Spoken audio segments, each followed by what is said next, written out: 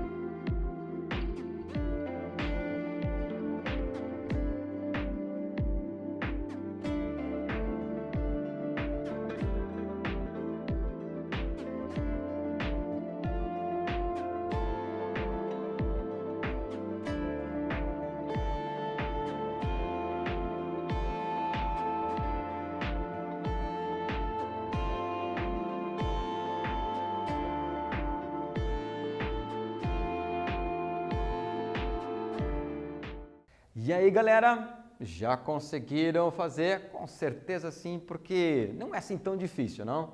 Vamos à resposta.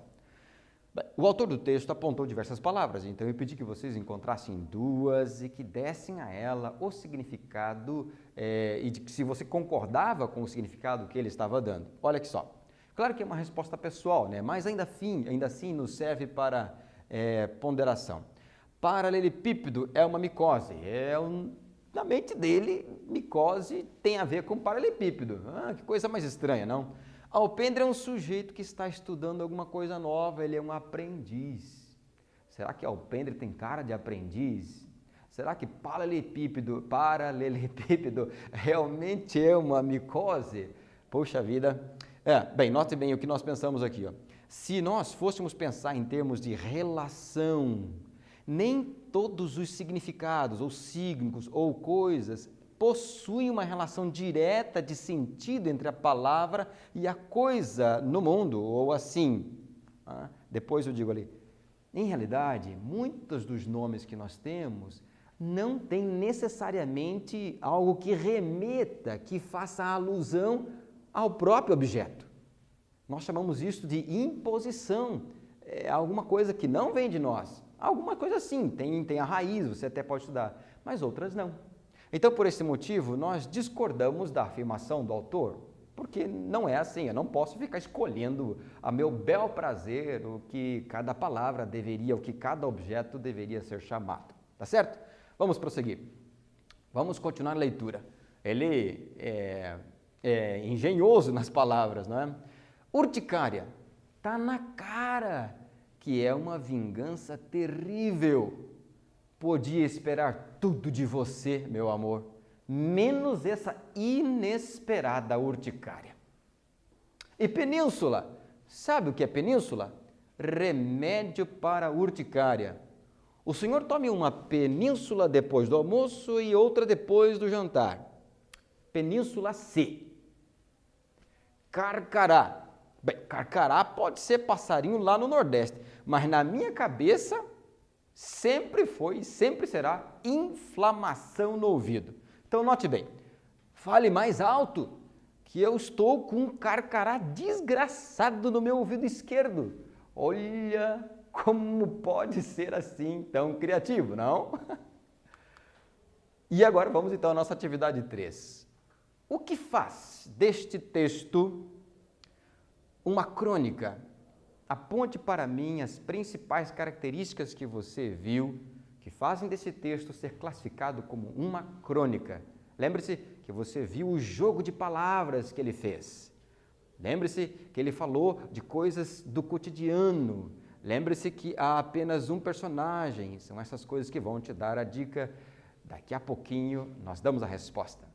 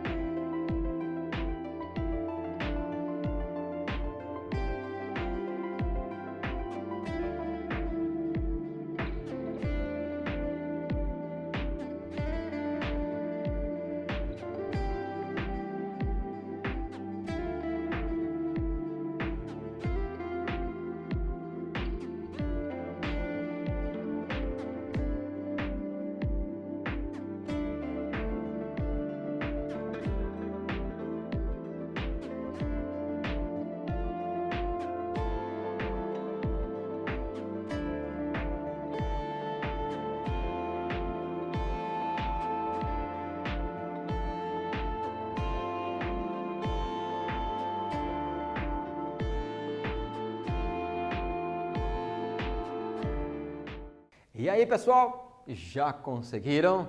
Bem, certamente esta resposta vai exigir um pouco mais de você, mas você vai ver agora pelo quadro que realmente não é assim tão desafiador. Vamos à resposta então. Olha, a forma de usar a linguagem descontraída, mais próxima da informalidade, sabe? Do jeito que você fala com sua família, com seus amigos, é a linguagem coloquial. Veja outra característica, cada parágrafo é cheio de humor, de ironia. Ele não engessou o texto dele, ele procurou vestir de alegria, de humor, para tentar transmitir alguma ideia que faça as pessoas ponderar sobre o que ele está ali falando. Nota que outra coisa, trata de um tema contemporâneo. Quem de nós não vai a uma pizzaria? Ele não pede eventualmente uma pizza de 4 queijos, não, isso é de aguçar o estômago. É uma coisa do cotidiano, ele está tratando de uma coisa que acontece rotineiramente, né? Ele trabalha com o fato do cotidiano, como já acabei de mencionar. Ele faz uso de poucos ou nenhum personagem. A crônica tem essa característica também. Ela não trabalhará com numerosos personagens. O propósito do cronista é destacar um ou às vezes 2 personagens com os quais ele vai construir a sua temática, a sua ideia. E normalmente o texto é rápido e objetivo. Ele dá a sua ideia em poucas palavras para fazer reagir o seu leitor. Bem, vamos seguir adiante? Vamos continuar a leitura porque ele está do meio para o fim já. Agora pense na palavra travesseiro. Travesseiro. Travesseiro é aquele homem que conduz a balsa nos rios. Canivete. Canivete é óbvio, é o sujeito que só tem uma perna. É um canivete, desde pequeno ele é um canivete. Documento não tem nada a ver com papel algum. Documento é a cara que uma pessoa fica quando é surpreendida num delito. Encontramos o elemento completamente documento. Faz sentido isso? Bem, vamos ver. E o leitor, depois de ler este texto anexo, anexo significa completamente sem apetite. Pense um pouco no significado das palavras coitado e enfezado. E não vá se enfezar quando descobrir o que realmente essas palavras significam. Palavras, palavras, palavras, já dizia Shakespeare. Shakespeare, que significa marca de geladeira. Aliás, eu comprei uma Shakespeare de 800 litros. Que tal? Você já conheceu essa geladeira, esse Shakespeare? Muito bem. Vamos ao nosso primeiro quiz, tá? Notem estas expressões aqui, ó. E o leitor, notem que ele está em vermelho. Depois de ter lido este texto anexo, pense, coitado e enfezado. E não vá se enfezar quando descobrir o que realmente significam. 2 vezes a frase começa com uma conjunção. Qual é a melhor justificativa para o autor ter escolhido falar usar uma conjunção para começar essas duas frases.